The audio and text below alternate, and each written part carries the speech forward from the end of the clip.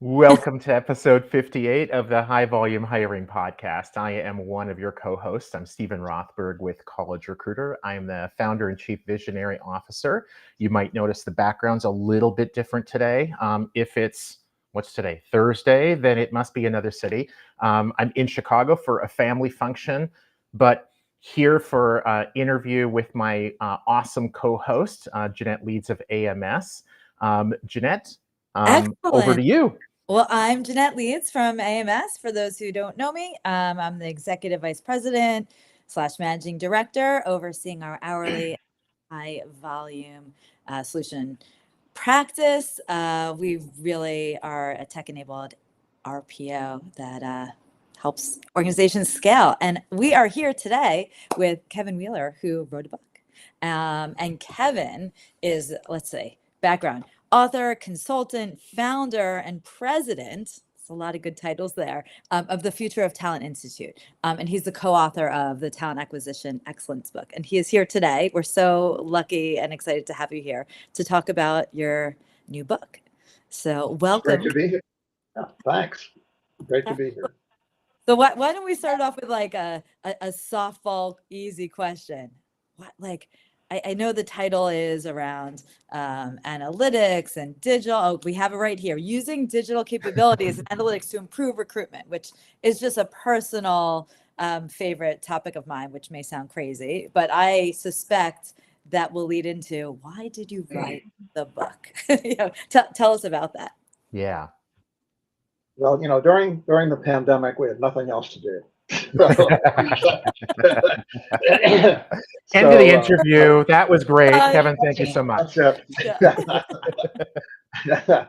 But no, it's been an issue that's been a big deal for me for a long time. Is how do we use better analytics, particularly, but also the emerging digital capabilities and AI to improve recruiting. And I think we've got a long way to go to improve it. And Bas and I have been colleagues and friends for a long time. I do a lot of work in the Netherlands, and I've known him for decades now. Hard to say that, but it's true. And he's really focused on the same things. Particularly, his focus is really around more assessment and selection techniques. So we were a good partnership in writing the book, and I just really think there's a lot that needs to be improved in talent acquisition, and hopefully this book brings some insights to that. Awesome. So we're going to show the QR code for the book. So if viewers want to go to Amazon and pick up a copy, which they should, there'll be a couple opportunities here. So get your phones ready, get your camera app open. Tell us a little bit about Bas. I've had the good pleasure to interact with him a ton of times. Because of the pandemic, I wasn't able to meet him in person at a conference that we were supposed to both be speaking at. The conference got canceled because of apparently they didn't want people dying or something stupid like that. But tell us a little bit about Bas and why the book. Other than the pandemic and having time, why not this book say 20 years ago? Why now? Well, I don't think. The analytics and the technology was there 20 years ago, really, to write this book.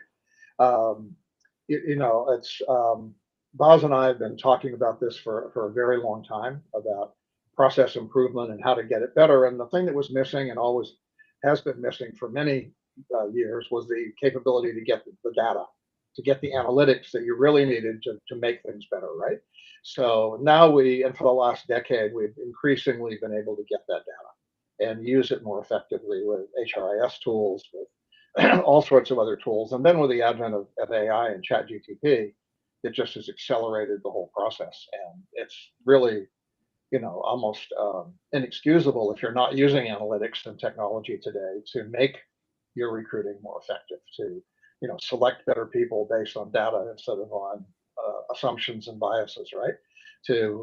And so, I mean, this is really the whole message of the book is how can you really reimagine the recruiting function, restructure it in a way that is much more 21st century, that's much more based on analytics, that's using technology not to replace recruiters, but to make them better and give them the access and the tools they need to be much more effective at what they do.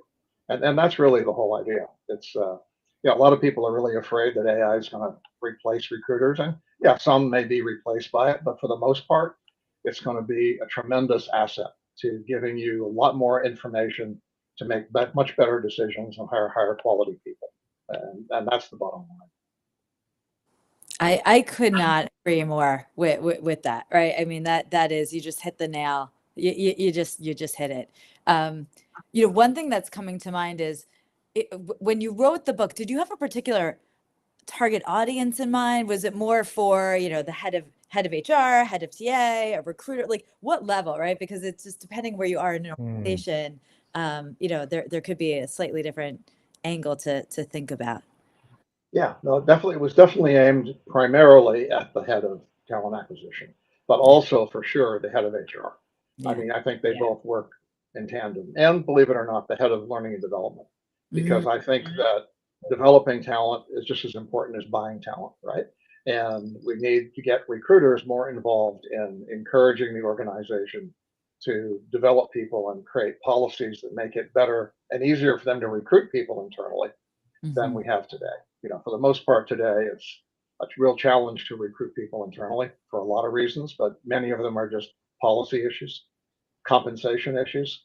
So I think the triumvirate, the HR leader, the L&D leader, and the recruiting leader all need to work together to make the overall talent process more effective in any organization that exists today. So let me ask a follow-up question to Jeanette.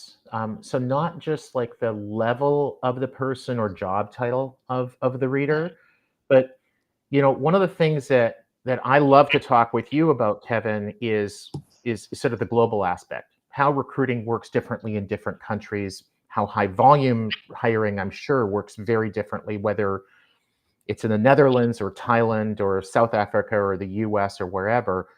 Is this a book primarily for an American audience, a European audience, globally? Where do you see that? And then also related to that, for global companies, for local companies, who should be reading this book? Like geographically and type of organization. Another reason that Bas and I partnered on this was we really wanted to make this book a global in scope. So we've got stories and case studies from all over the world, from Singapore, from Australia, from Europe, from America, from Canada. So we've really tried to be as global as we can be in our research and our experience. And I've had a ton of experience in Australia and Southeast Asia.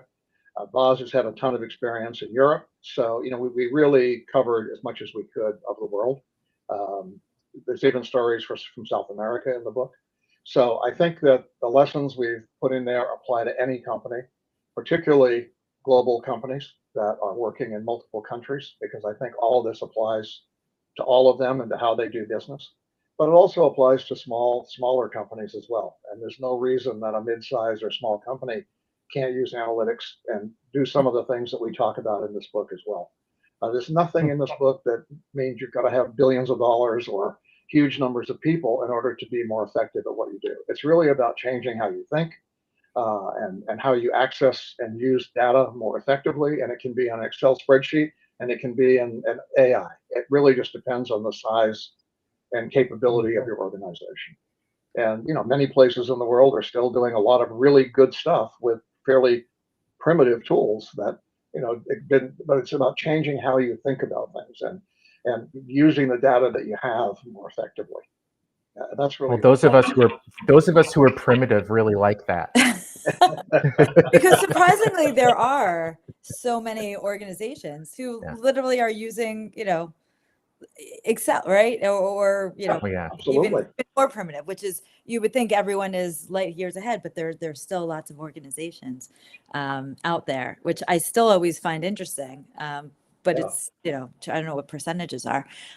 One thing that's just coming to mind is, given that our audience is, focusing on high volume, maybe you could share one story or I don't know, nugget or something, not to put you on the spot, that might like really resonate with them there. Or I mean, there's anything. quite a number of companies that have highly automated high volume recruiting. And I think that's one of the areas that you can really effectively use AI to do.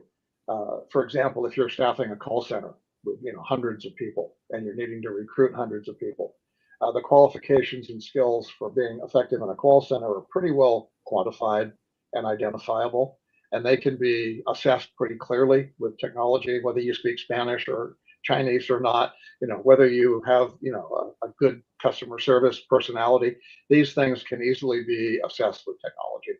And I think that there's a number of companies that are just almost completely eliminating the human part of recruiting and hiring high volume people. And and we say, "Oh my God, that's horrible." It's not horrible. In fact, when we look at candidates, they love this. They love not having to be burdened with having an interview with a live person. They'd much rather say, "Look, I can do this job. Let me show you I can do it," and then get hired. So it's so many things in life, whether it's doing the self checkout at the supermarket or whatever. People actually like doing things without being involved with somebody else. In many cases, it streamlines things. It makes it easier. It makes it faster. It's just a better experience. So in the cases where it is a better experience and where that's the expectation of your audience, technology is a huge benefit and really can accelerate the process. So it's being used to hire truck drivers. Tremendous number of companies are using this to hire drivers of various types, to call center staff. There's lots of jobs that are very high volume recruiting, fairly high, in some cases, high turnover. And what's interesting is by using this technology, the turnover actually goes down because we're actually hiring better people who were hiring before, or people that not better, but people that have the right set of skills for that job, instead of being picked on, "I didn't like the way your voice sounded," or whatever it was that a human gets involved in the selection process. So it's less biased. It's much more based on what you can do and what you demonstrate you can do. So I think in high volume recruiting is the sweetest spot at the moment for AI and technology, but it's moving into mid management pretty quickly as well, or mid level positions as well. Awesome.